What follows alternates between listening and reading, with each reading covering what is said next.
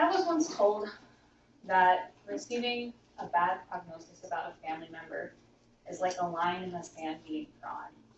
Before the line, there is life, and after it, there's death.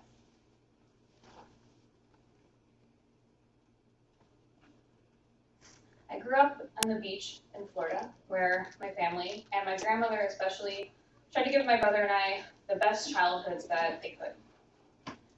So it turns out, apparently we went to Disney World a lot, but I don't remember any of that. I think my mom is a little bit offended because they brought us to Disney World so much when we lived in Florida, but I genuinely don't remember any of it. But what I do remember, and some of my most consistent memories actually, are walking on the beach with my grandma, Nana, as we called her, and collecting periwinkles, which most people apparently think are little flowers. But I spent my entire childhood growing up thinking that they were these tiny clams that inhabited the shoreline. And I would go rush to dig them out of the shore and bring them back to my bucket where my Nana and I collected them. This is actually where they met their death. They're living little creatures, but as a child I kind of just remember going to the shoreline and collecting them, and putting them in this bucket with my Nana. And then once we moved from Florida to a rural area in Colorado where we didn't have any family, my relationship with my Nana changed a little bit. It became a lot more strained. She was really insistent on visiting our family for holidays, despite all of the economic and kind of emotional stress that it unloaded to have family visiting for the holidays. But during those trips, my grandpa would always come as well. And my memories with him were so robust and fond, kind of the memories that you want to have with your grandparents. Those were my Disney World memories. But my memories with my grandma were a lot quieter. They were collecting the periwinkles, completing one of her terrible 1,000-piece puzzles, helping her scrapbook, which is something that she did very pragmatically. She was really like the boss of like vacations and taking photos and scrapbooking, and she used to always drive us crazy taking pictures so she could put them in her collection of scrapbooks later. And a few years after that, after we moved back to Colorado, she had been in a car accident and incurred sepsis in the hospital, which changed her mind completely, and it actually nearly killed her.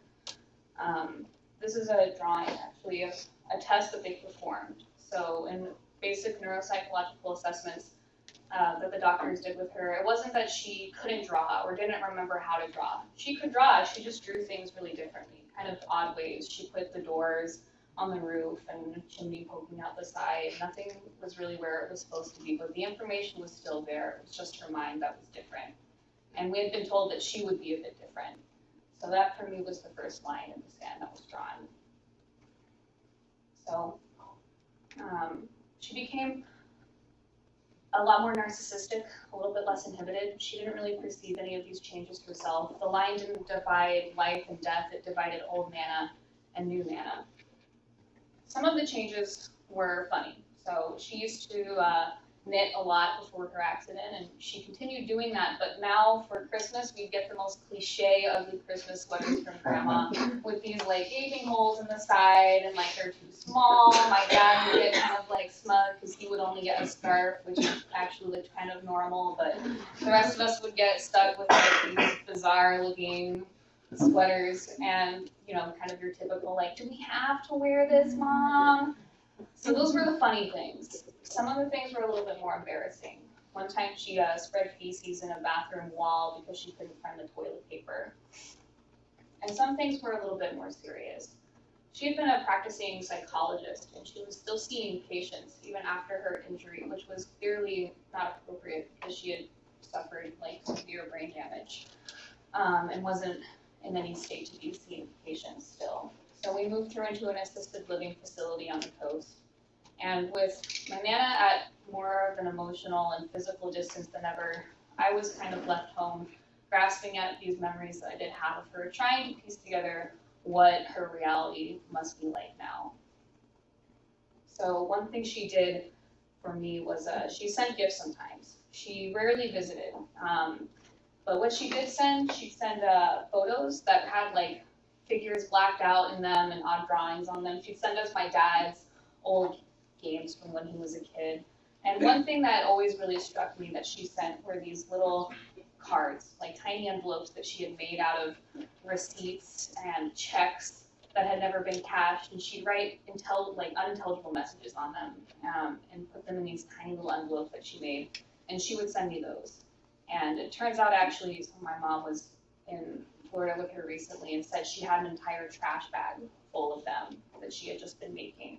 They were kind of like strange artifacts of this very organized craftsmanship that she used to have. It was like her way of returning to scrapbooking. So these are drawings of some of the notes that she would send me, and on them I could always make out small little phrases here and there, like amazing young woman, or so proud of you, or accomplished. And my mom would always remind me how much my grandma did love me and how proud she was of me, even though I really had started to feel guilty about how strained our relationship had come and how much I treated it like a chore.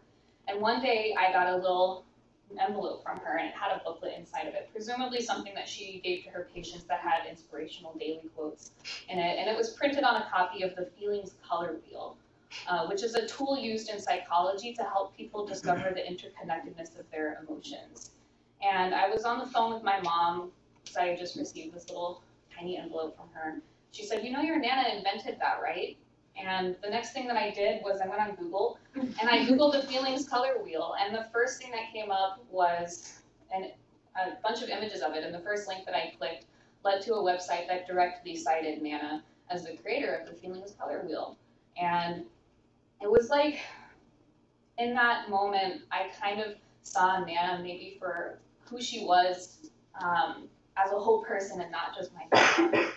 I saw this woman who was like in a fruitful career, well into her 60s and 70s, who loved her career so much that sometimes it came between her and her family, and who had suffered a brain injury but wanted to practice more than anything, do what she loved, but was still trying to kind of piece together her world just through things that she knew that were familiar to her, like scrapbooking.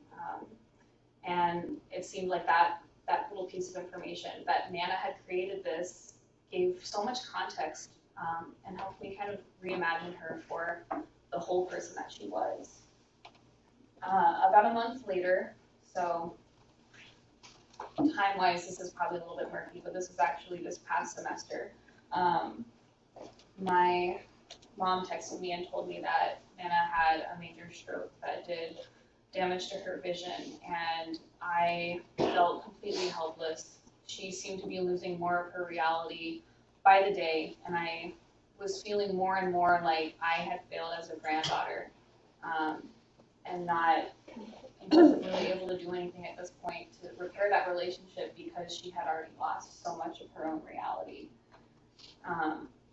And in kind of imagining who my grandma was and the person that I could have gotten to know but didn't, I realized that probably the lines in the sand that I thought were so important that were drawn before for her first injury and then for her second one when she had a stroke were not really the lines that were dividing us at all, but it was really the one that I had drawn when I decided that my Nana, wasn't someone worth getting to know outside of just being Nana.